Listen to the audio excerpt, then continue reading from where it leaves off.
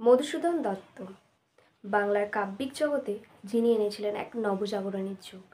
বাংলার প্রাচীন রীতিনীতিতে এনেছিলেন ইংরেজি পাশ্চাত্য শিক্ষার প্রভাব। তিনিই ছিলেন মধুসূদন দত্ত, যার সাহিত্যকর্মী অমূল্য রতন হিসেবে পরিচিত।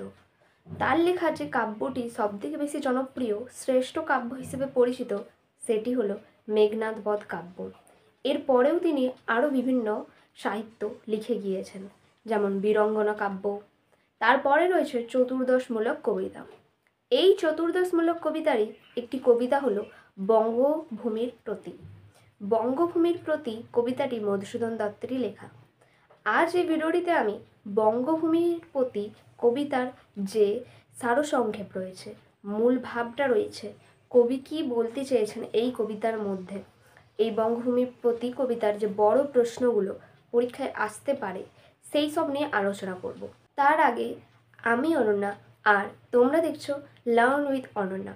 চ্যানেলটি যদি এখনও সাবস্ক্রাইব না করে থাকো তাহলে তাড়াতাড়ি সাবস্ক্রাইব করে নাও, এরকমই আরও বিভিন্ন ইনফরমেটিভ ভিডিওস পাওয়ার জন্য।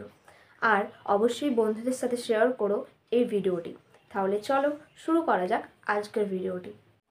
মাইকেল মধুসূদন দত্ত, তিনি সেই ব্যক্তি ছিলেন যিনি বাংলা সাহিত্যে প্রথম ইউরোপীয় ধারা অর্থাৎ পাশ্চাত্য ধারার সনেট প্রবর্তন করেন।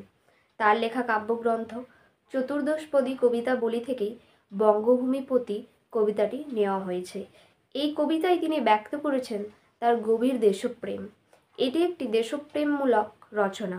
এই কবিতায় তিনি ইউরোপীয় পাশ্চাত্য শিক্ষা গ্রহণের পরও তার মাতৃভূমির প্রতি যে আবেগ অনুভব করেছিলেন তাই ব্যক্ত করেছেন। কবিতার শুরুতেই মাইকেল মধুসূদন দত্ত জানিয়েছেন মাতৃভূমির প্রতি গভীর আবেগ ভরে সম্বোধন। তিনি এটাও জানিয়েছেন পশ্চিমী শিক্ষা, সংস্কৃতি, অর্থ, খ্যাতি তাকে প্রভাবিত করলেও কিন্তু তিনি মাতৃভূমির প্রতি যে তার দেশপ্রেম সেইটা কখনো ভোলেননি। পশ্চিমা শিক্ষা তার দৃষ্টিভঙ্গিকে প্রসারিত করতে পারলেও মাতৃভূমির সঙ্গে তার যে আধ্যাত্মিক বন্ধন রয়েছে তা কিন্তু কখনো ছিন্ন হয়নি। কবি কিন্তু স্বীকার করেছেন বাংলার দুরবস্থা অনেক, অজ্ঞতা, কুসংস্কার, অশিক্ষা এই সব কিছুই বিদ্যমান, তবু কবি মাতৃভূমির কাছেই তার মাথা নত করেছেন। তিনি জানিয়েছেন মানুষের সত্যিকারের আশ্রয় তার মাতৃভূমি। অন্য দেশ যতই উন্নত হোক না কেন, মানুষের সঙ্গে তার মাতৃভূমির সম্পর্ক চিরজীবনই অবিচ্ছেদ্য। মধুসূদন দত্ত জীবনের ক্লান্তি শেষে বাংলার বুকেই খুঁজতে চেয়েছেন শান্তি।